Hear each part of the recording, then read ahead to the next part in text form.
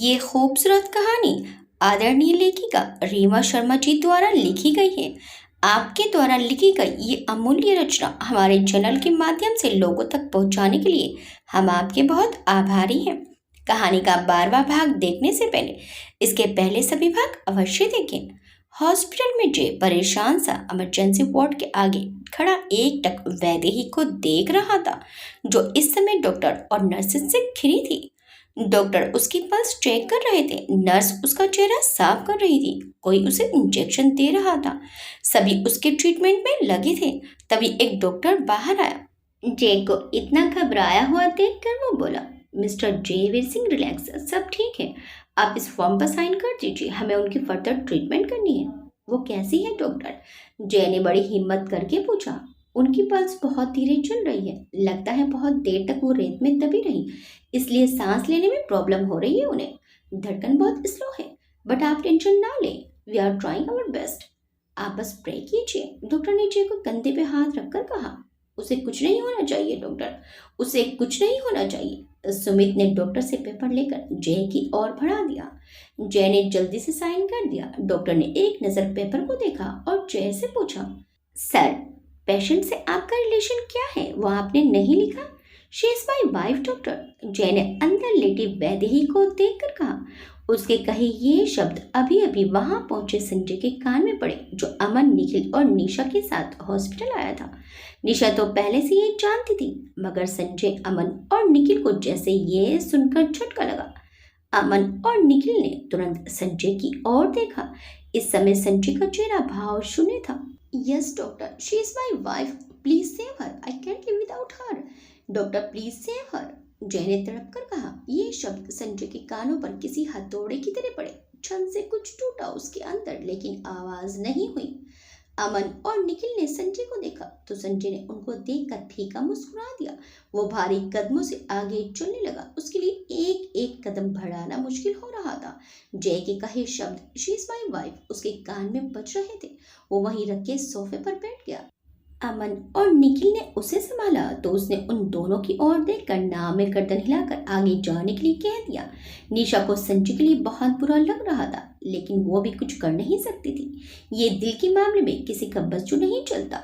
संजय को वहीं छोड़कर तीनों आगे जाकर सुमित से मिले। वैदू कैसी है? निशा ने सुमित से पूछा।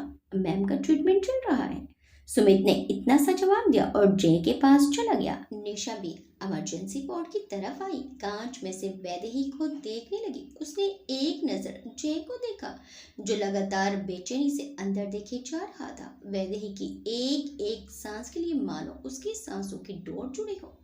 वैदो, काश तुम ये देख सकती तो कितना खुश होती। तुम देखती कि जय तुमसे कितना प्यार करने लगा है, निशा ने मन ही मन कहा। फिर एक नजर संजय को देखा और उसके पास आकर बैठ गई। अमन और निखिल भी उसके पास ही बैठे थे। उनसे संजय से कुछ कहते ही नहीं बन रहा था। क्या कहें, क्या दिलासा दे, उन्हें समझ नहीं आ रहा था। उसके मन के हाल को निशा बहुत अच्छे से समझ रही थी। जिस इंसान पर हमने हमेशा ही अपना अधिकार समझा हो और एक दिन पता लगे कि वो तो अपने जीवन के सारे अधिकार पहले ही किसी और को दे चुका है, तो एक धक्का सा लगता है हमारे मन को। दिल टूटकर टुकड़े टुकड़े हो जाता है। जिसकी आवाज किसी को नहीं आती, लेकिन उसके टुकड़े हमें खुद ही समेटने पड़ते हैं। संजय इस समय ऐसी ही परिस्थिति से गुजर रहा था। निशा ने हौले से उसके हाथ पर अपना हाथ रख दिया। संजय ने उसे भरी आंखों से देखा, जैसे पूछ रहा हो ऐसा क्यों हुआ मेरे साथ। आंखों से आंसुओं की एक धार बह गई, जिसे उसने जल्दी से पोंछ लिया। अंदर वैदेही का इलाज चल रहा था और बाहर दो दिल वैदेही के लिए तड़प रहे थे। हॉस्पिटल में एकाएक एकदम शांति सी छा गई। कुछ समय बाद विक्रम जी और नीलिमा जी उस शांति को भंग करते हुए वहां पहुंचे। नीलिमा जी सीधा जाकर जय के पास खड़ी हो गई। जय, नीलिमा जी की आवाज सुनकर जय एकदम से उनके सीने से लग गया और बच्चों से रो पड़ा। भाभी माँ, वैदू वो ऐसे, मैं उसे ऐसे नहीं देख सकता। भाभी माँ, सब मेरी ही गलती है। वो मुझसे दूर नहीं रहना चाहती थी और मैं उसे हर बार खुद से दूर कर देता था। इसी की सजा मिली है मुझे। अगर उसे कुछ हो गया तो मैं जी नहीं पाऊंगा। जय, कुछ नहीं होगा, उसे कुछ नहीं होगा, मुझ पर भरोसा है ना तुम्हें? नीलिमा जी ने कहा तो जय ने हाँ में गर्दन हिला दी। तो फिर शांत हो जाओ और हिम्मत रखो, उसके लिए प्रार्थना करो, वो जल्दी ठीक हो जाएगी। नीलिमा जी ने जय की हथेली थाम कर कहा और उसे लेकर पास ही रख के काउच पर बैठ गई। संजय दूर से उन लोगों को देख रहा था। उसे संजना की शादी याद आ गई। नीलिमा जी को उसने देखा था वैदेही के साथ। मैं क्यों कुछ नहीं समझ पाया। मैं क्यों जय का नीलिमा जी को बार बार प्यार से देखना समझ नहीं पाया। उसे संजना की शादी का एक एक पल याद आने लगा, जय और वैदेही का डांस भी। सब कुछ तो मेरी आंखों के सामने था, बस मैं ही नहीं समझ पाया। और आज जो कुछ भी वैदेही के साथ हुआ है वो मेरी वजह से ही हुआ है। लेकिन ये मेरी वजह से वैदेही के साथ ये सब किया। जाने कितने ही विचार संजय के मन में आने लगे। वो मन ही मन बस वैदेही की सलामती की प्रार्थना करने लगा। कुछ घंटों बाद डॉक्टर बाहर आए। जय के साथ साथ विक्रम जी भी डॉक्टर के पास पहुंच गए। डॉक्टर अब कैसी है वो? जय ने पूछा। वो अभी बेहोश है। कल सुबह तक होश आ जाना चाहिए वरना प्रॉब्लम हो जाएगी। उनको बेहोशी की हाई डोज दी गई थी जिसकी वजह से पल्स स्लो हो गई। आप बस प्रार्थना कीजिए, हम उन्हें अब आईसीयू में शिफ्ट कर रहे हैं। डॉक्टर ये बोलकर चले गए। सभी आईसीयू के बाहर बैठे व्यक्ति वैदेही के होश में आने का इंतजार करने लगे। मन ही मन सभी उसके लिए प्रार्थना कर रहे थे। विक्रम जी ने सुमित से अब तक सारी जानकारी ले ली थी। रात किसी तरह कटी। नीलिमा जी और विक्रम जी जय के पास ही थे। निशा भी वहीं थी। अमन, निखिल और संजय वेटिंग एरिया में बैठे थे। सुबह के 4 बज रहे थे। जय ने अपने आसपास देखा तो विक्रम जी और नीलिमा जी काउच पर आंखें मूंदे बैठे थे। जय आहिस्ता से उठा और रूम का डोर खोलकर दबे पांव अंदर आया। वैदेही के पास आकर उसके चेहरे को देखने लगा। आंखों में एक बार फिर नमी आ गई जिसे उसने अपनी पलकों को झपका कर तर कर लिया। वैदेही की हथेली थामकर थोड़ा नीचे झुककर बोला, तुम मुझे छोड़कर नहीं जा सकती। इतनी बड़ी सजा नहीं दे सकती तुम मुझे। तुम्हें मेरे साथ रहना है ना? तो अब हम साथ रहेंगे हमारे घर में। बस एक बार होश में आ जाओ। अब कभी तुम्हें खुद से दूर नहीं जाने दूंगा। तुम चाहोगी तब भी नहीं। तुम जैसे चाहो वैसे रह सकती हो। बस एक बार आंखें खोल लो। मेरी बात सुन रही हो ना तुम? मैं तुम्हारे साथ जीना चाहता हूँ, अपनी पूरी जिंदगी बिताना चाहता हूँ तुम्हारे साथ। देखो, अगर तुमने मेरी बात नहीं मानी ना तो मैं तुमसे नाराज हो जाऊंगा, समझी? एक बार आंखें खोल लो बेटू। देखो, मैं तुम्हारा इंतजार कर रहा हूँ। जय अपनी बात पूरी कर हल्के से वैदेही को चूमकर उससे दूर हुआ। रूम के बाहर खड़े संजय ने कांच में से ये सब देखा जो वैदेही को देख नहीं आया था। उसे जय का दर्द, जय की तड़प अब महसूस हो रही थी। वो समझ गया था कि जय के मन में वैदेही के लिए बहुत प्यार है। उसके मन में जय को लेकर जलन तो थी लेकिन नफरत नहीं। वैदेही से जुड़ी किसी भी चीज से नफरत तो कर ही नहीं सकता था वो। संजय ने किसी का हाथ अपने कंधे पर महसूस किया। उसने पलट कर देखा तो निशा थी। वो अपनी भरी आंखों से मुस्कुरा दिया। उसे ऐसे देखकर निशा की भी आंख भर आई। संजय, तुम पहले से सब जानती थी ना? निशा कुछ बोलती उसके पहले संजय ने कहा, हाँ, और इसीलिए तुम्हें झूठी उम्मीद लगाने से आगाह कर रही थी। आई एम सॉरी, मुझे वैदेही ने मना किया था किसी से कुछ बताने को। निशा ने कहा, माफी?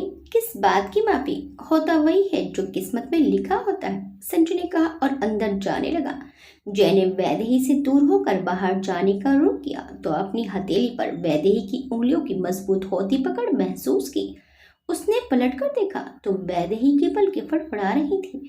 वैदेही ने आहिस्ता से अपनी आंखें खोली और सामने खड़े जय को देखकर हल्के से मुस्कुराई। जय ने उठाकर उसे अपने सीने से लगा लिया। तुम्हें होश आ गया वैदू? थैंक गॉड, तुम्हें होश आ गया। डॉक्टर, नर्स, जय जोर से चीखा। वैदेही को होश आया देखकर संजय और निशा के चेहरे पर मुस्कुराहट आ गई। पास ही बैठी नर्स नींद से जाग गई। वैदेही को होश में आया देखकर उसने डॉक्टर को कॉल करके बुला लिया। जय ने वैदेही को आराम से लिटाया। तब तक नीलिमा जी और विक्रम जी भी अंदर आ गए। उन दोनों को देखकर जय खुशी से विक्रम जी के गले लग गया। भैया, वैदू को होश आ गया। भाभी माँ, होश आ गया वैदू को।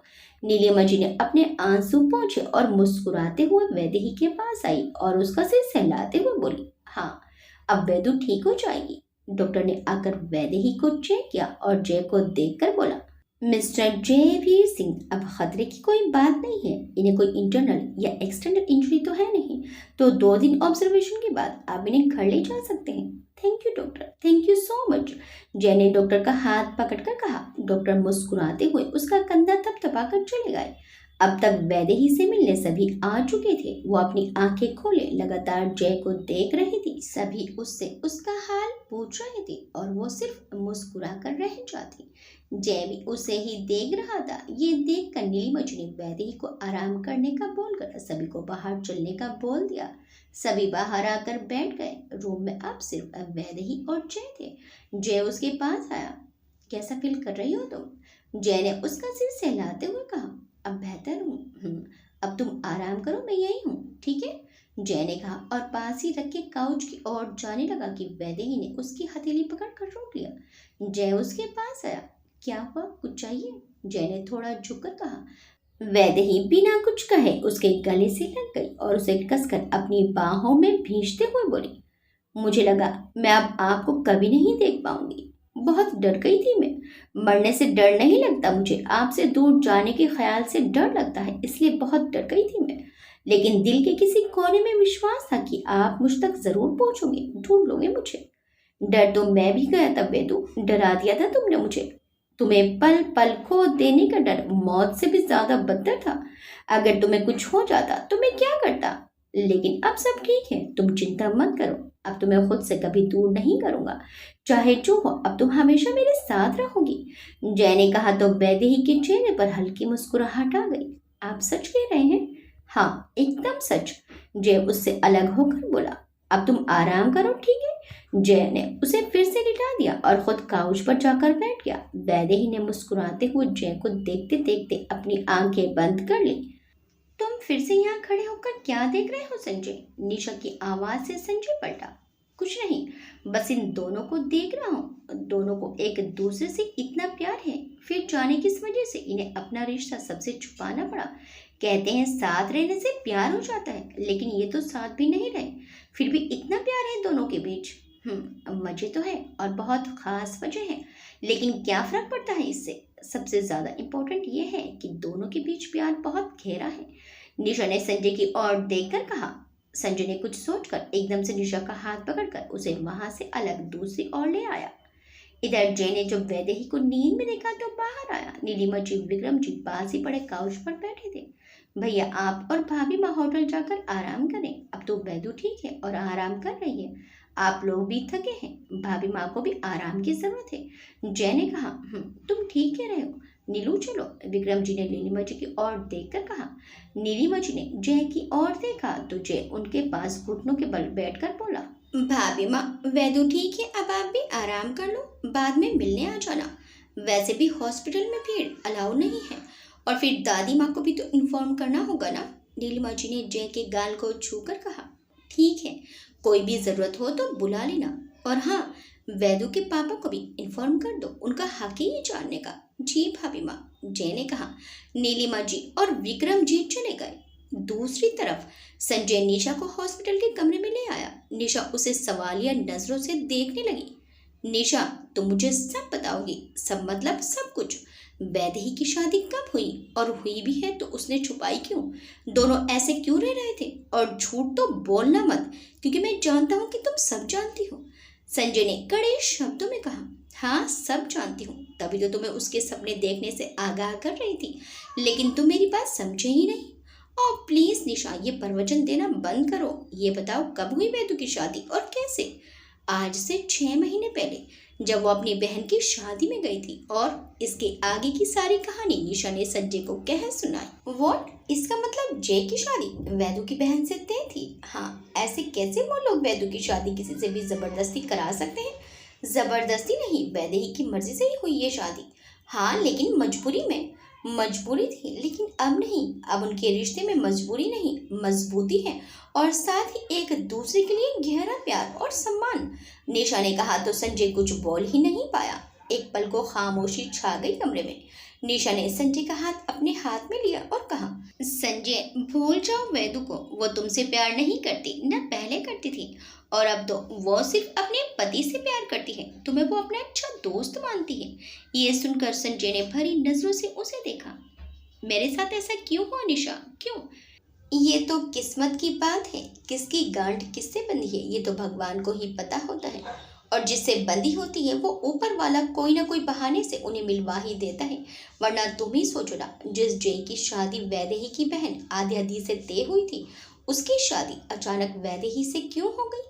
ये सब संयोग की बातें होती हैं। सुना था कि जोड़े आसमानों पर बनते हैं। वैदू और जय को देखकर यकीन भी हो गया कि इन दोनों का रिश्ता वहीं से जुड़ा हुआ है। एक दूसरे का साथ लिखवा कर लाए हैं ये अपनी किस्मत में, तभी तो एक दूसरे को देखे बिना जाने बिना इनकी शादी हो गई। और अब इस अनचाही शादी में इतना गहरा प्यार है कि एक अनचाहा बंधन अटूट रिश्ते में बदल गया। वरना तो कभी कभी बरसों से एक दूसरे को जानने के बाद भी प्यार नहीं होता। निशा ने संजय की ओर देखकर कहा, तुम ठीक कह रही हो, इसलिए तो पिछले 3 साल से एक दूसरे को जानने के बाद, इतने अच्छे दोस्त होने के बावजूद, मैं वैदेही के दिल में वो एहसास जगा नहीं पाया जो जय के लिए कुछ ही दिनों में उसके दिल में आ गए। संजय ने कहा, मैं तुम्हारा दर्द समझ सकती हूँ संजय, क्योंकि जब हम किसी को दिलो जान से चाहते हैं और वो किसी और को चाहे तो तकलीफ तो होती है, लेकिन सबको मनचाहा शादी मिले ये तो हर एक की किस्मत में नहीं होता। हो सकता है तुम्हारी किस्मत में कोई वैदेही से भी ज्यादा चाहने वाली हो। निशा ने कहा तो संजय मुस्कुराने लगा। सही कह रही हो तुम, लेकिन ये बताओ, ये सब ज्ञान की बातें तुम लाती कहाँ से हो? संजय थोड़ा मजाकिया लहजे में बोला, बस ऐसे ही, जिंदगी और प्यार बहुत कुछ सिखा देता है। निशा बोली, क्या क्या कहा तुमने, प्यार? संजय ने उस पर गहरी निगाह डाली। निशा सक पका गई। अरे चलो यहाँ से, हमें वैदू से भी तो मिलना है, फिर कैंप वापस जाना है। वैसे भी कैंप अब खत्म हो गया है, सब कल कॉलेज लौट जाएंगे, और फिर निकी, उसे भी तो सबक सिखाना है। निशा ने बात बदलते हुए कहा। निकी का नाम सुनकर संजय को बहुत गुस्सा आया। हाँ, उस निकी को तो मेरे सवालों का जवाब देने होंगे, ऐसे तो जाने नहीं दूंगा उसे, संजय ने कहा, और दोनों वैदेही से मिलने उसके रूम की ओर जाने लगे। चलते चलते निशा ने एक नजर संजय को देखा, फिर निशा और संजय वैदेही से मिलने रूम में आए। उन्हें देखकर जय उठकर उनके पास आया। उसने एक नजर संजय को देखा, फिर निशा को देखकर कहा, आप लोग गए नहीं अभी? मिस्टर जेविर, हमने सोचा जाने से पहले एक बार वैदू से मिलने, निशा बोली। वो तो सो रही है, जय ने कहा। कोई बात नहीं, हम चलते हैं, संजय ने कहा और जय की ओर देखकर बोला, सॉरी मिस्टर जेविर, मेरी वजह से ये सब। अपने आप को इतनी इम्पोर्टेंस मत दो, ये तो उस लड़की का दिमाग खराब था, वैसे तुम थोड़ा बचकर रहना उससे। जय ने उसे घूर कर देखा। जय की अकड़ देखकर और अंदाज देखकर संजय को कुछ बोलते ही नहीं बना। वहीं निशा ये देखकर मंद मंद मुस्कुराने लगी। कॉन्ग्रेचुलेशन मिस्टर जेविर, मुझे आज ही पता चला कि आपका और वैदू का रिश्ता क्या है। संजय ने उसकी ओर हाथ मिलाने के लिए हाथ बढ़ाया। वैदू नहीं, वैदेही है वो, उसे आप वैदेही कहो। एंड थैंक्स, जय ने कहा, लेकिन संजय से हाथ नहीं मिलाया। ये देखकर संजय ने अपना हाथ वापस पीछे ले लिया। उन दोनों को ऐसे बात करते देख निशा तुरंत बोली, मिस्टर जेविर, तो अब हम चलते हैं, हम वैदू से बाद में मिलेंगे, और 2 दिन बाद तो वो दिल्ली आ ही जाएगी। जय ने सिर्फ सिर हिला दिया। दोनों बाहर आ गए। बाहर आकर संजय ने एक गहरी सांस ली। यार क्या आदमी है, कितनी अकड़ है इसमें, और घूर तो ऐसे रहा था मुझे जैसे आंखों से ही निकल जाएगा। जाने वैदू इसे कैसे चलती है। संजय बोला, वैदू नहीं, वैदेही है उसका नाम। निशा जय की एक्टिंग करते हुए भारी आवाज में बोली और खिलखिला उठी। अच्छा, तुम्हें बहुत हंसी आ रही है, संजय ने निशा को घूरते हुए कहा। हंसू नहीं तो और क्या करूं, शक्ल देखी है अपनी, जय के सामने कैसे चुप लग गई थी। यार उससे डरता नहीं हूं मैं, लेकिन उसकी पर्सनैलिटी ही कुछ ऐसी है कि खो गया मैं उसके ऑरा में। ये तो तुमने बिल्कुल सही कहा, तभी तो वैदू को उससे प्यार हुआ, और वो भी वैदू को बहुत चाहते हैं, तो वैदू को उसे झेलने की जरूरत नहीं है। अच्छा, तुम बड़ी साइड ले रही हो उसकी, संजय ने उसे घूरते हुए कहा। लेनी तो पड़ेगी ना, मेरे जीजा जी जो ठहरे, तुम तो मेरे कोई नहीं लगते। अच्छा, मैं कोई नहीं लगता, बताऊं अभी क्या लगता हूं मैं तेरा। ये बोलकर संजय ने उसकी गर्दन में हाथ डालकर उसे दबोच लिया। दोनों ऐसे ही लड़ते मस्ती करते वहां से चले गए। वैदेही की जब नींद खुली तो सामने बैठे जय को देखकर चेहरे पर मुस्कुराहट आ गई। वैदेही उसे अपलक देखने लगी। जय अपने फोन में बिजी था। जय ने अचानक से नजरें उठाकर उसकी ओर देखा तो पहले खुद को देखती वैदेही को देखकर उसने भवें उचकाकर इशारे में पूछा, क्या है? वैदेही ने नाम में गर्दन हिला दी। जय फिर से अपने फोन में लग गया और वैदेही की नजरें फिर से उस पर टिक गई। जय को ऐसे निहारना उसे सुकून दे रहा था। निशा और संजय कैंप पहुंचते हैं। कैंप वापस दिल्ली जाने के लिए रेडी था। अमन और निखिल ने संजय का सामान पैक कर लिया था। चल भाई, निखिल बोला। संजय ने हाँ में गर्दन हिला दी। उसने इधर उधर नजरें घुमाई। उसे निक की सबसे अलग खड़ी नजर आई। रुक, मैं अभी आता हूँ, संजय ने कहा और निक्की के पास आया। संजय को देखकर निक्की नजरें चुराने लगी।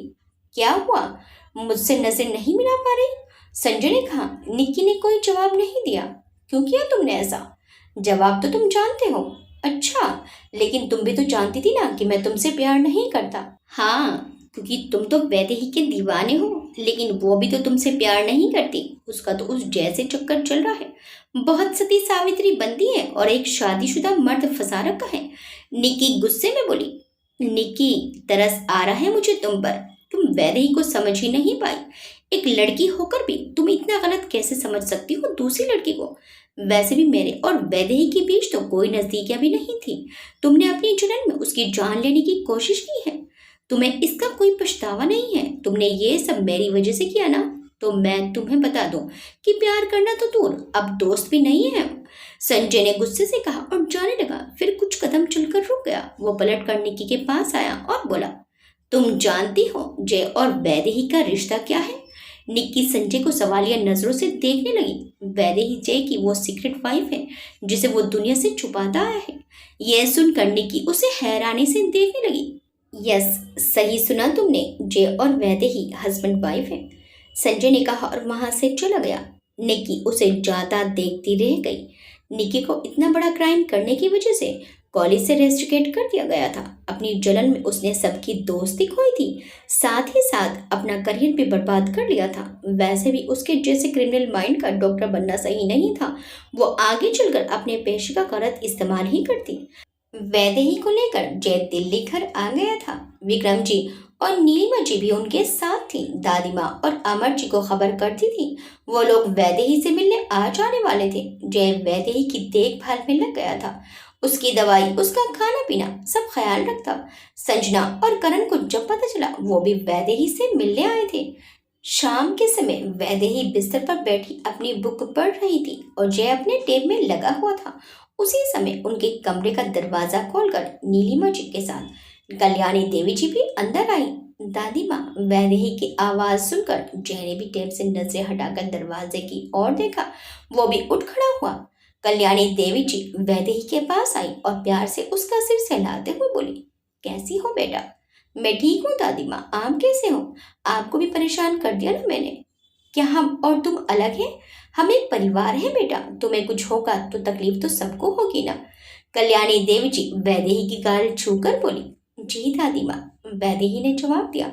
वैसे कोई और भी है जो तुमसे मिलने आया है? कल्याणी देवी जी बोली और नीलिमा जी की ओर देखकर मुस्कुरा दी। जय भी उन्हें देखने लगा। कौन? वैदेही ने पूछा। हम, आध्या ने अमर जी के साथ अंदर आते हुए कहा। उन दोनों को देखकर वैदेही के चेहरे पर मुस्कान खिल गई। अपने पापा को देखकर वो भावुक हो गई। अमर जी ने उसे अपने सीने से लगाकर कहा, हम तो डर ही गए थे मेरी बच्ची। ये तो जय को जितना धन्यवाद दूं उतना कम है कि उसने तुम्हारी जान बचा ली। अमर जी की भी आंखें नम हो गई। उन्होंने हल्के से अपनी आंखें पोंछ ली।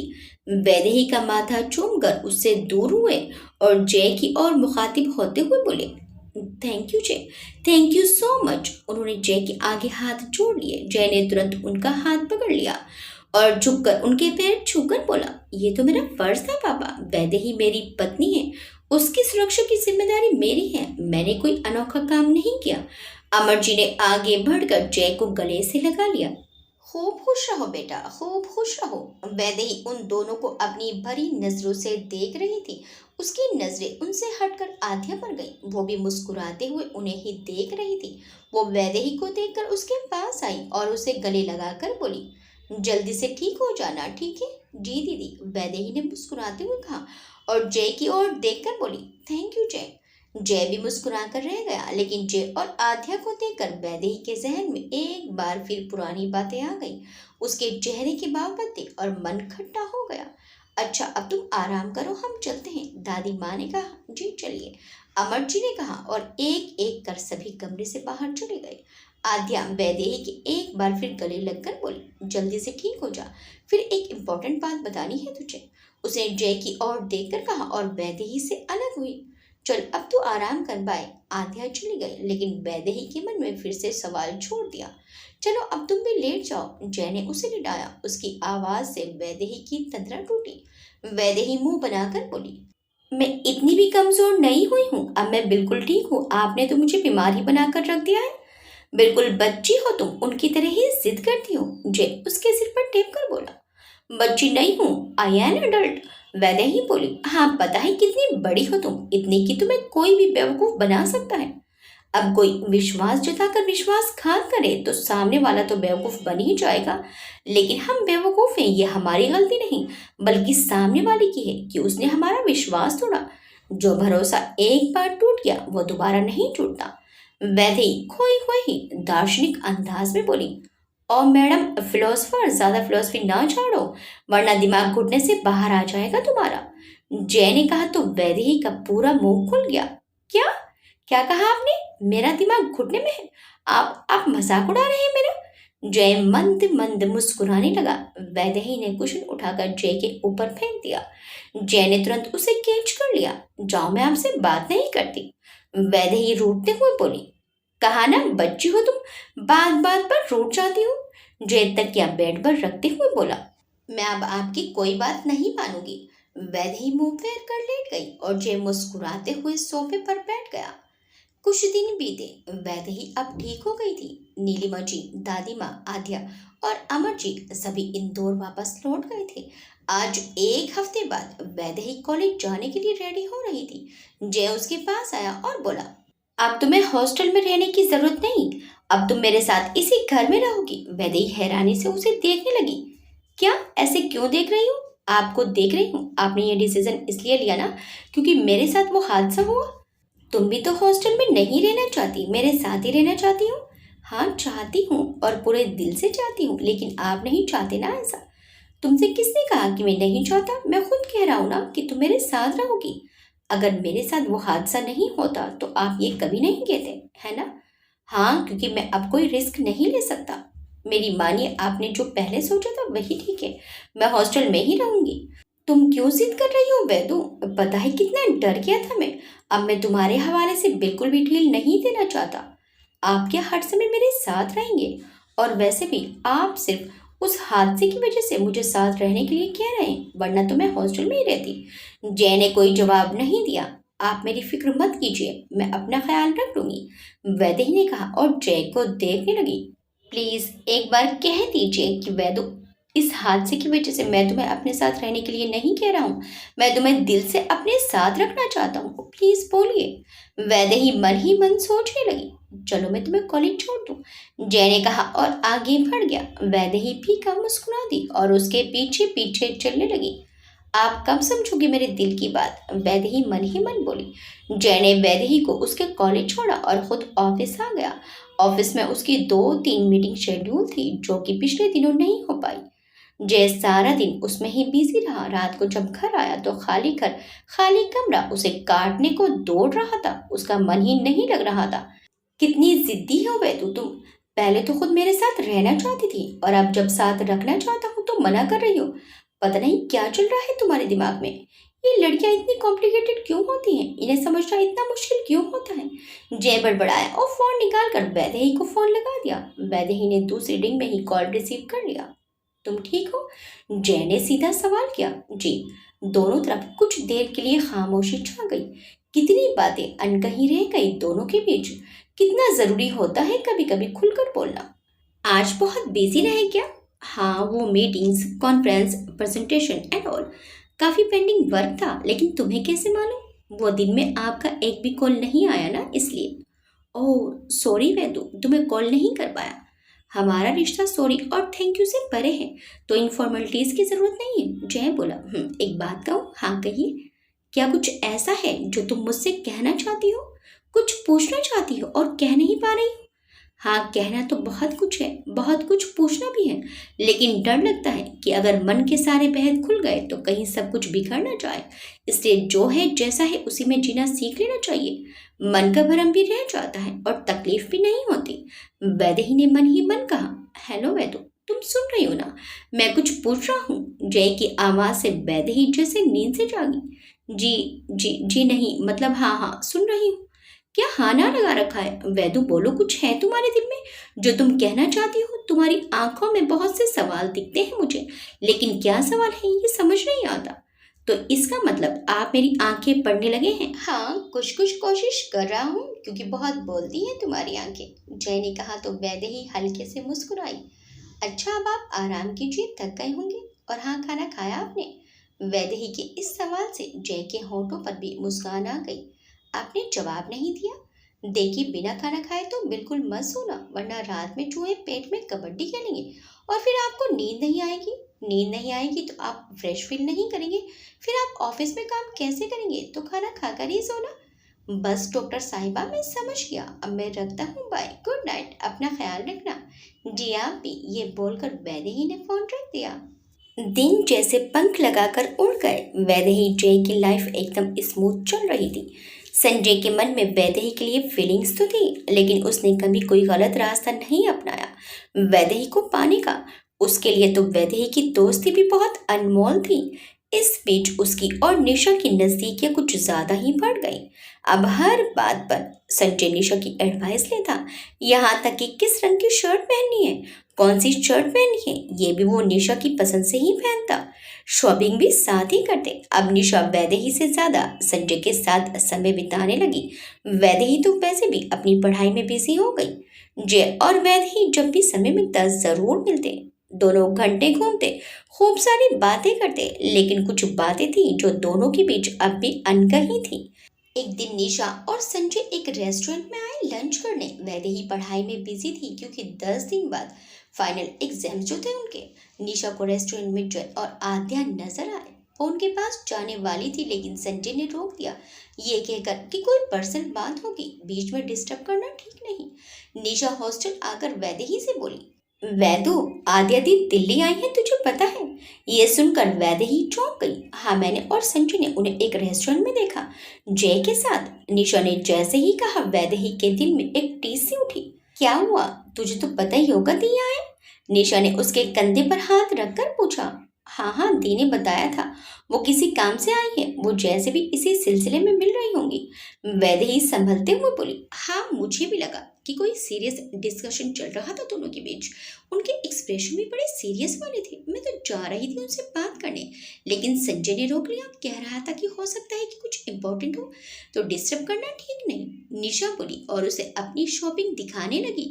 मैं अभी आई, ये बोलकर वैदेही वॉशरूम में चली गई और फूट फूट कर रोने लगी। कुछ देर बाद खुद को संभाल कर अपना मुंह धोकर आई और मुस्कुराकर निशा की चीजें देखने लगी, लेकिन अंदर से उसका दिल रो रहा था। वो सारे सवाल जो कहीं उसके दिल में दब चुके थे, वो फिर से उभर आए। जब से निशा ने वैदेही को बताया था कि उसने आथ्या और जय को एक रेस्टोरेंट में साथ देखा था, तब से वैदेही कुछ उदास रहने लगी थी। जय उसे फोन करता, वो तब भी उससे खुलकर बात नहीं कर पाती। जय को लगा कि शायद एग्जाम्स की टेंशन हो, इसलिए उसने वैदेही से ज्यादा सवाल नहीं किया। वैदेही ने कई बार सोचा कि वो अपने दिल में उठ रहे सवालों का जवाब जय से साफ साफ मांग ले, लेकिन कई बार होठों तक आते आते शब्द अंदर ही बिगड़ जाते और वैदेही कुछ बोल ही ना पाती।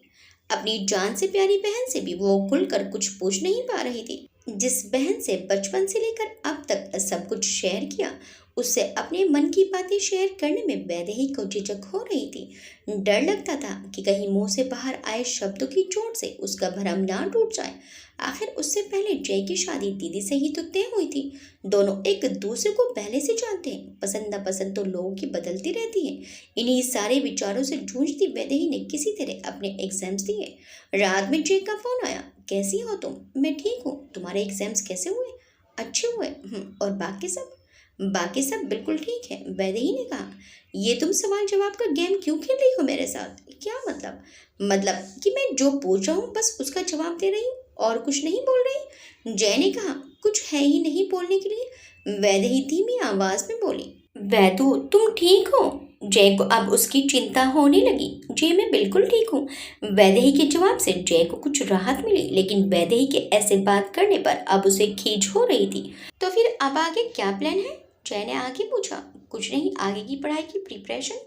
तुम इंदौर नहीं जाओगी अपने घर? घर? हाँ मेरा घर। मुझे तो समझ ही नहीं आता कि मेरा घर कौन सा है।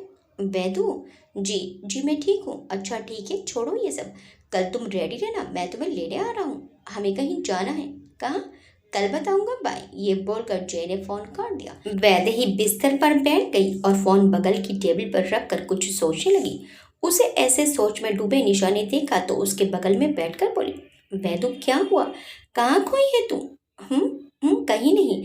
वैदेही अपने विचारों से बाहर आई। तो ऐसे क्यों बैठी थी? वो कल मुझे लेने आ रहे हैं, कहीं जाने का बोल रहे थे। ये तो अच्छी बात है ना, वैसे भी एग्जाम्स हो चुके हैं। कल मैं भी अपने घर चली जाऊंगी। मेरी मान तू भी जय के घर चली जा, कुछ दिन उसके साथ भी रह ले। तुम दोनों को भी अकेले में टाइम स्पेंड करने का मौका मिल जाएगा। निशा उसके कंधे से कंधा मारकर शरारत से बोली, जय का घर? वैदेही फीका मुस्कुरा कर बोली, हाँ क्या हुआ, ऐसे क्यों बोल रही है? निशा ने उस पर गहरी निगाह डाली। नहीं ऐसे ही, चलो मुझे नींद आ रही है। वैदेही बिस्तर पर लेट गई। Okay good night. निशा भी सो गई। निशा तो सो गई, लेकिन वैदू तो अब भी अपने विचारों में गुम थी। इधर जय वैदेही के मन में चल रही उथल पुथल से बेखबर कल के बारे में सोचकर खुश हो रहा था। सुबह जय तय समय पर वैदेही को लेने आया। वैदेही आकर गाड़ी में बैठ गई। उसने जय से कोई सवाल कोई बात नहीं की। जय ने उसे एक नजर देखा और ड्राइवर को गाड़ी स्टार्ट करने का इशारा किया। कुछ ही देर में दोनों एयरपोर्ट पहुंचे। वहां जय का प्लेन उड़ान भरने के लिए रेडी था। हम कहाँ जा रहे हैं? वैदेही ने प्लेन देखकर कहा, इंदौर। जय ने कहा और उसे आगे चलने का इशारा किया। वैदेही अंदर आकर बैठ गई। उसने जय से उसके बाद कोई बात नहीं की। जय को उसका खुद से खिंचा खिंचा रहना समझ नहीं आ रहा था। उसने जानने की कोशिश भी की, लेकिन वैदेही की गोल मोल बातें उसे कुछ खास समझ नहीं आ रही थी। उसने सोचा शायद थकी हो, एग्जाम्स की वजह से स्ट्रेस हुआ होगा। कुछ ही देर में दोनों इंदौर एयरपोर्ट पहुंचे। वहां पर पहले से गाड़ी उनका वेट कर रही थी। दोनों गाड़ी में आकर बैठ गए। कुछ ही देर में उनकी गाड़ी वैदेही के घर के बाहर आकर रुकी। उसने देखा बंगला बाहर से बहुत अच्छे से सजाया गया है। वैदेही हैरानी से जय को देखने लगी। ये सब, हम यहाँ क्यों आए हैं? वैदेही ने जय को देखकर कहा, अंदर चलो सब पता चल जाएगा। जय ने कहा और अंदर जाने लगा। वैदेही भी उसके पीछे पीछे आई। जय तो जल्दी जल्दी कदम बढ़ाकर ऊपर चला गया, लेकिन वैदेही पूरे घर को देख रही थी। पूरा घर फूलों से सजाया हुआ था। क्या ये सब मेरे लिए है? लेकिन ऐसा तो कोई काम नहीं किया मैंने। अभी तो एमबीबीएस की डिग्री भी नहीं मिली। वैदेही मन ही मन सोचने लगी। सारे नौकर और दूसरे लोग भाग भाग कर काम कर रहे थे। वैदेही सब देखते देखते आगे जा रही थी कि किसी से टकरा गई। बुआ जी, वैदेही बोली, बेटा आ गई तू? चलो अच्छा है, आद्या कब से तेरा वेट कर रही है। बुआ जी ने प्यार से उसके सिर पर हाथ फेर कर कहा, बुआ जी ये सब क्या है? घर में कोई फंक्शन है क्या? और दी मेरा वेट क्यों कर रही है? जाओ तुम खुद ही जाकर पूछ लो। बुआ जी ने मुस्कुराते हुए कहा, पापा कहाँ है? वो किसी काम में लगे होंगे, तुम मिल लेना बाद में, लेकिन अभी जाकर आद्या से मिलो। बुआ जी ने कहा तो वो आद्या के कमरे की ओर जाने लगी। बुआ जी उसे मुस्कुराते जाते देखने लगी। वैदेही के मन में अब भी कई सवाल थे जिनका जवाब वो चाहती थी आद्या से, जय से, लेकिन यहाँ का माहौल देखकर जाने की उसका मन एक अनजाने अंदेशे से बेचैन हो गया। वो आद्या के कमरे के पास आई। दरवाजा खोलने को ही कि अंदर की आवाजें सुनकर उसके कदम टिटके। जय, तुम नहीं होते तो मैं क्या करती? मेरी समझ ही नहीं आता। थैंक यू जय, मेरी जिंदगी मेरा प्यार देने के लिए। अब हमारी शादी है और मैं बहुत खुश हूँ। आद्या की आवाज कान में पड़ी। उसका कलेजा कट के रह गया। यह सब तो किस्मत की बात है। किस्मत में था, प्यार पाना तो मिल गया। मैंने ऐसा कुछ खास नहीं किया। जय की आवाज आई। वैदेही को अब और घबराहट होने लगी। नहीं जय, तुम नहीं होते तो ये सब पॉसिबल ना होता। शायद आज मैं जिंदा भी ना होती। आद्या का गला भर आया। वैदेही से अब रहा ना गया। उसने हल्का सा दरवाजा खोलकर देखा तो आद्या को किसी की बाहों में पाया। ये देखकर उसकी बेचैनी और बढ़ गई।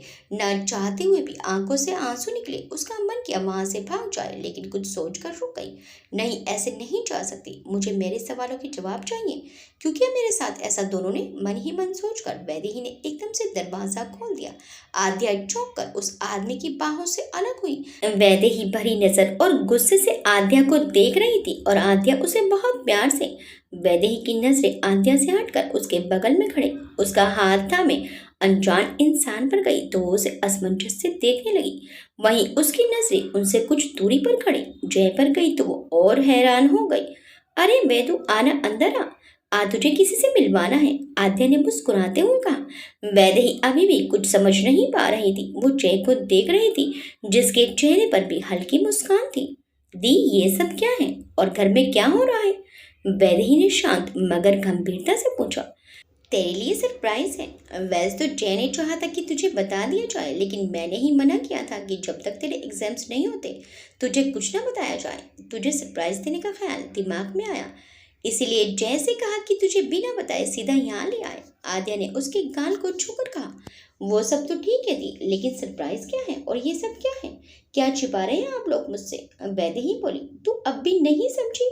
आद्या ने कहा तो वैदेही ने नाम में सिर हिला दिया। मेरी शादी है वैदू, आद्या खुशी से बोली। क्या? वैदेही की धड़कनें बढ़ने लगी। हाँ वैदू, मेरी शादी है, वो भी मेरे प्यार, मेरी जिंदगी विशाल से। विशाल का नाम सुनकर वैदेही की बड़ी धड़कनों को कुछ राहत मिली। इतनी देर से अपने अंदर उठ रहे तूफानों सवालों की लहरों को शांत कर उसने एक नजर आद्या के बगल खड़े विशाल को देखा, जो डील डोल में जय जैसा ही था। उसने जय की सी शर्ट पहन रखी थी। तभी तो वैदेही को गलतफहमी हो गई। उसे लगा कि आद्या जय की बाहों में है। यह सोचकर उसका मन आत्मग्लानि से भर गया। उसने गंभीरता से पूछा। दी विशाल, आपकी शादी, मेरी तो कुछ समझ नहीं आ रहा। वो जय की ओर देखने लगी। ये सब जय की वजह से ही हुआ है। अगर जय ना होते तो हम दोनों कभी ना मिल पाते, आद्या ने कहा और जय की ओर देखकर बोली। बहुत किस्मत वाली है तू, जो तुझे जय जैसा समझदार जीवन साथी मिला, जिसने ना सिर्फ हमारे पापा के बिजनेस को बचाया बल्कि तुझसे शादी कर उनकी इज्जत को बचाया और मेरी जान भी। ये सुनकर वैदेही आंखें फाड़ कर आद्या को देखने लगी। क्या मतलब दी? मैं कुछ समझी नहीं, वैदेही ने कहा। मैं तुझे सब बताती हूँ, पहले तू इनसे मिल। ये विशाल है, इनसे मेरी शादी आज से 4 दिन बाद। आदि ने विशाल को वैदेही से मिलवाया। वैदेही ने हल्के मुस्कुराकर विशाल के आगे हाथ जोड़कर उसका अभिवादन किया और फिर से आद्या की ओर देखा। उसके चेहरे के भाव समझकर आद्या बोली। विशाल को मैं कॉलेज के जमाने से जानती हूँ। हम दोनों एक दूसरे को बहुत चाहते थे। शादी करने का फैसला कर लिया था हमने, लेकिन अभी विशाल को सेटल होने में टाइम था, क्योंकि विशाल एक मिडिल क्लास फैमिली से हैं। पापा इस शादी के लिए कभी मंजूर ना होते, इसलिए मैंने और विशाल ने सोचा कि पहले विशाल कुछ बन जाए, अच्छे से सेटल हो जाए, तब हम शादी करेंगे और पापा भी मना नहीं कर पाएंगे। लेकिन उससे पहले ही पापा को बिजनेस में लॉस हुआ और उन्हें जय से हेल्प लेनी पड़ी। लेकिन जय की दादी माँ की शर्त थी कि जय की शादी हमारे परिवार की लड़की से हो, उसके बाद ही पापा को जय से मदद मिल सकती थी। और दादी माँ की शर्त के हिसाब से शादी भी तय हो गई। लेकिन मैं तो विशाल से प्यार करती थी, उसके बिना किसी और से शादी नहीं कर सकती थी। और शादी इतनी जल्दी में तय हुई थी कि मैं किसी से कुछ ना कह पाई, विशाल से भी नहीं। अंदर ही अंदर घुटती रही। बारात दरवाजे पर खड़ी थी और मैं बेबस थी। बहुत हिम्मत करके मैंने जय को मैसेज किया और मिलने बुलाया, और फिर आद्या ये बोलकर अतीत की याद में खो गई। जय के फोन पर मैसेज आया, मुझसे आकर मिलो आद्या। मैसेज पढ़कर जय फ्रेश होने के बहाने आद्या से मिलने आया। जय कमरे में आया तो आद्या दुल्हन के जोड़े में सजी खड़ी थी। आपने मुझे ऐसे क्यों बुलाया? जय ने पूछा। आप इस शादी से इनकार कर दीजिए, आद्या बोली। क्या आप पागल हो? मना तो आप भी कर सकती थी ना, जय बोला। अगर मना कर सकती तो कर देती, आपसे रिक्वेस्ट ना कर रही होती, आद्या भी उसी अंदाज में बोली। लेकिन अब ऐसे कैसे अचानक? आप जानती हैं इसका अंजाम क्या होगा? देखिए, मैं किसी और से प्यार करती हूँ और उसके बिना मैं किसी और से शादी नहीं कर सकती। अगर आपसे शादी हुई तो मैं मर जाऊंगी। प्लीज, मैं नहीं कर सकती ये शादी। अगर आप मना नहीं करेंगे तो मेरे सामने मरने के अलावा और कोई रास्ता नहीं है, आधे ने कहा और नींद की गोलियों की बोतल खोलकर उसे खाने जा रही थी कि जय ने हाथ मारकर बोतल नीचे गिरा दी। क्या कर रही हैं आप? पागल हो गई हैं? जय गुस्से में बोला। तो और मैं क्या करूं? मरने के अलावा और कोई रास्ता नहीं है मेरे पास। और आपको क्या लगता है आपके मरने के बाद सब ठीक हो जाएगा? नहीं, उल्टा आपके पापा की और बदनामी होगी। ये सोचा है आपने? किस किस को जवाब देंगे वो, और क्या जवाब देंगे? जय ने गुस्से से कहा तो आद्या की नजर नीचे हो गई। आई एम सॉरी, लेकिन मैं क्या करूं? आद्या रोते हुए बोली। मैं बाहर जाकर अभी शादी से इनकार कर देता हूँ, जय ने कहा और बाहर जाने लगा। कारण क्या बताएंगे अगर किसी ने पूछा तो? आद्या बोली। जय से सवाल करे, ऐसा कोई नहीं, मैं जो कह देता हूँ फिर उस पर कोई सवाल नहीं उठता, आप निश्चित रहें। जय अकड़कर बोला। लेकिन आपकी दादी? आद्या बोली। हाँ, उन्हें समझाना मुश्किल है, लेकिन जो होगा फैस कर लूंगा। लेकिन मैं ऐसी किसी लड़की से शादी नहीं करना चाहता जो किसी से पहले से प्यार करती हो। दो प्यार करने वालों को मैं अलग नहीं करना चाहता, जय ने कहा और बाहर चला गया। आद्या आंखों में आंसू लिए वहीं बैठ गई। बाहर आकर जय ने शादी के लिए इनकार कर दिया। सबके लाख पूछने के बाद भी उसने किसी को कारण नहीं बताया।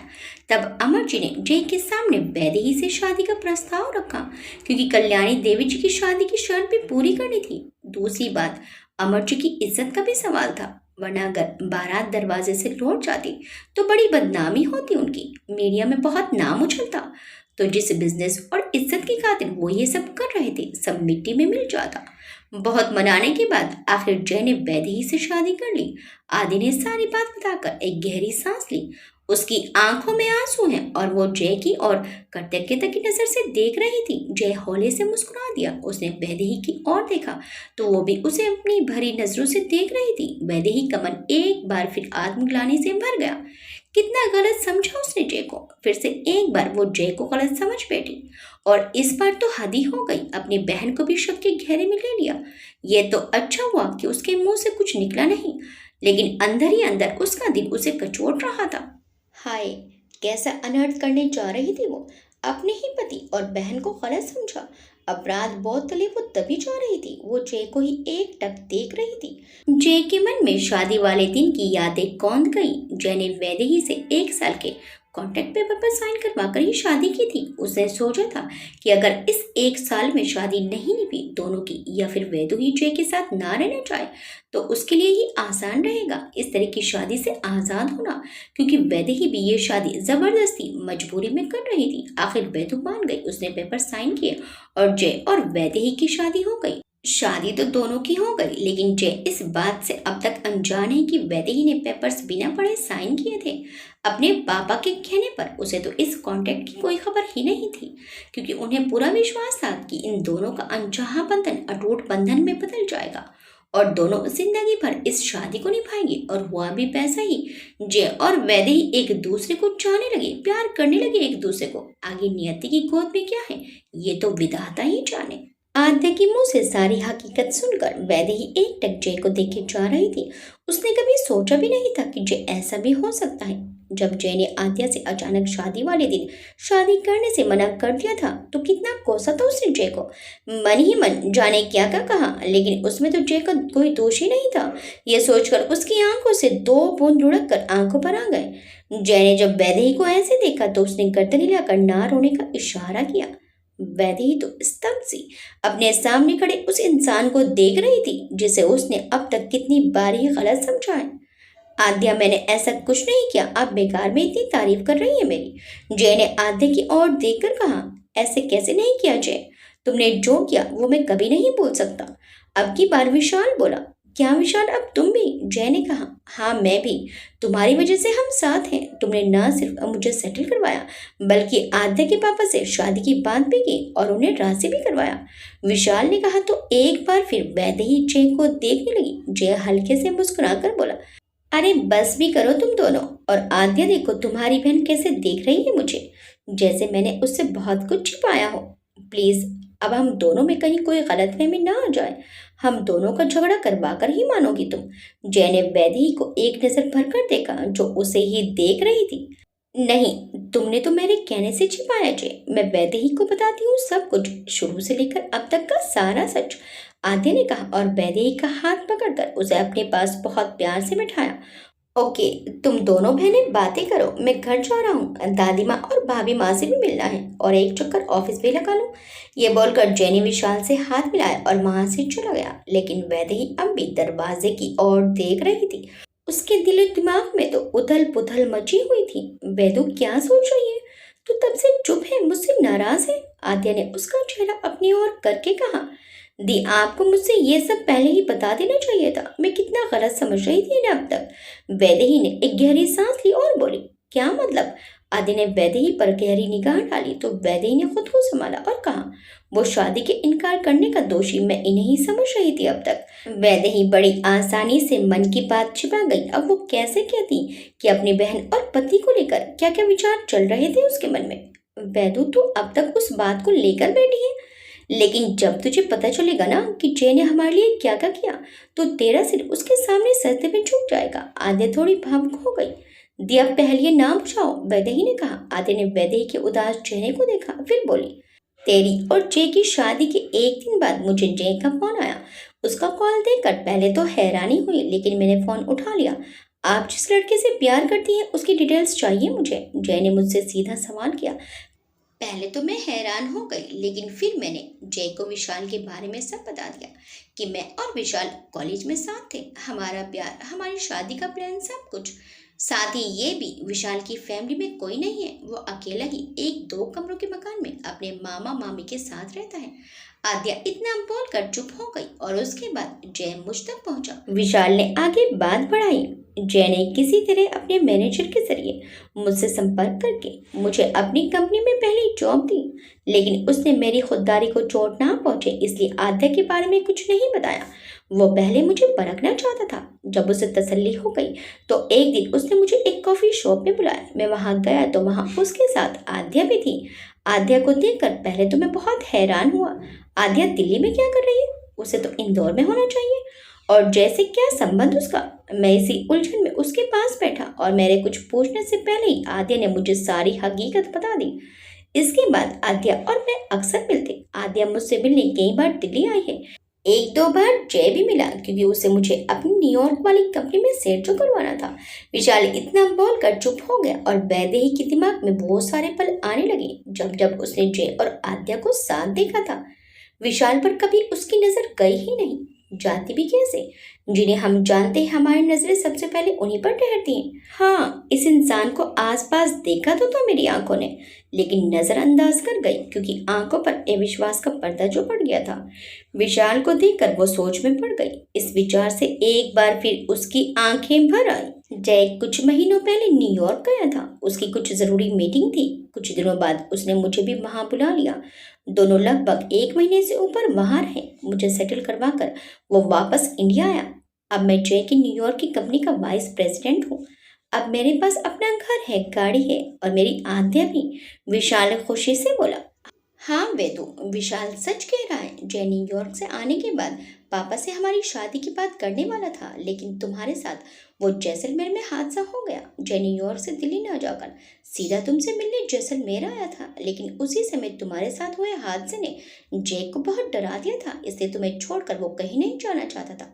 तुम्हारे ठीक होने के बाद उसने पापा से हमारी शादी की बात की और पापा मान गए। अब देखो हमारी शादी है। जय तो तुम्हें ये सब बहुत पहले ही बता देना चाहता था, लेकिन उसे मैंने ही मना किया था। मैंने कहा था कि मेरी बेदू को मैं सरप्राइज दूंगी। मैं जानती हूँ मेरी बेदू अपनी दी की खुशी में बहुत खुश होगी। आद्या ने कहा तो वैदी एकदम से आद्या के गले रखकर रो पड़ी। मन का सारा गुस्सा, सारी गलतफहमी आंखों के रास्ते बह गई। इतने दिन से जो गलतफहमियों के बादल छाए हुए थे सब छूट गए। वेदू है वेदू, क्या हुआ? तुम ऐसे क्यों रो रही हो?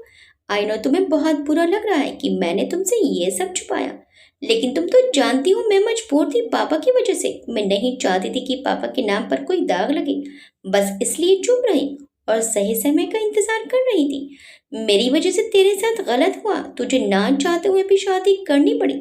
लेकिन वेदो, जय बहुत अच्छा है, वो तुमसे बहुत प्यार करता है।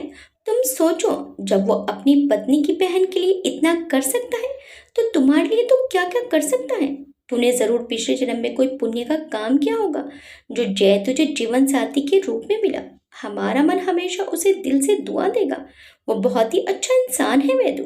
आद्या ने वैदेही का सिर सहलाकर कहा और विशाल को देखने लगी। विशाल ने कुछ इशारा किया और कमरे से बाहर चला गया।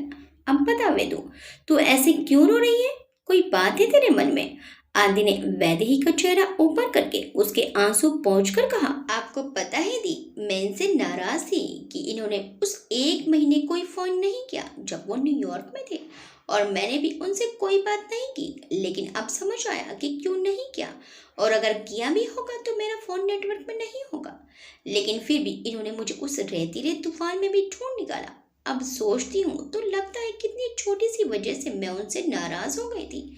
मेरी सोच कितनी छोटी थी और ये तो मेरी सोच के भी परे हैं। वैद्य ही रोते हुए बोले, आपको पता ही थी ये जब भी मुझे हॉस्टल छोड़ने की बात कहते तो मुझे अच्छा नहीं लगता, और इसी वजह से मैं इनसे नाराज भी हो गई थी क्योंकि मैं इनके साथ रहना चाहती थी। नहीं जानती क्यों, लेकिन मुझे इनके साथ रहना था। और उस हादसे के बाद इन्होंने खुद मुझसे कहा कि मैं हॉस्टल ना जाकर उनके साथ इसी घर में रहूं।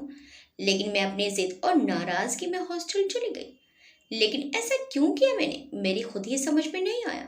मैं समझ नहीं पा रही हूँ थी, मैं उनके साथ रहना भी चाहती हूँ और नहीं भी, लेकिन उनके बिना उनसे दूर रहा नहीं जाता। मैं क्या करूँ, मेरी तो कुछ समझ ही नहीं आ रहा।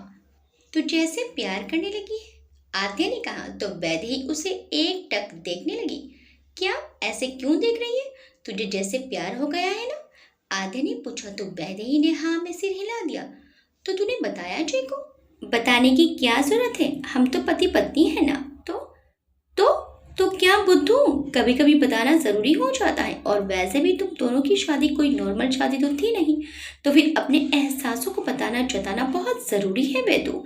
तुम जैसे जल्दी ही अपने मन की बात कहोगी, बोलो कहोगी ना? आद्या ने उसका चेहरा हथेलियों में भरकर कहा तो वैदेही ने हाँ में सिर हिला दिया। अच्छा, अब जा फ्रेश हो जा, शाम को मेरी सगाई है और तुझे सबसे सुंदर लगना है, समझी? आद्या ने मुस्कुराते हुए कहा। सबसे सुंदर तो आपको लगना है ना दी, आज आपकी सगाई है, वैदेही ने कहा। हाँ, मगर मैं चाहती हूँ कि मेरी वेदू सबसे प्यारी लगे और इतनी सुंदर लगे कि आज जय की नजर तुझ पर से हटे ही ना।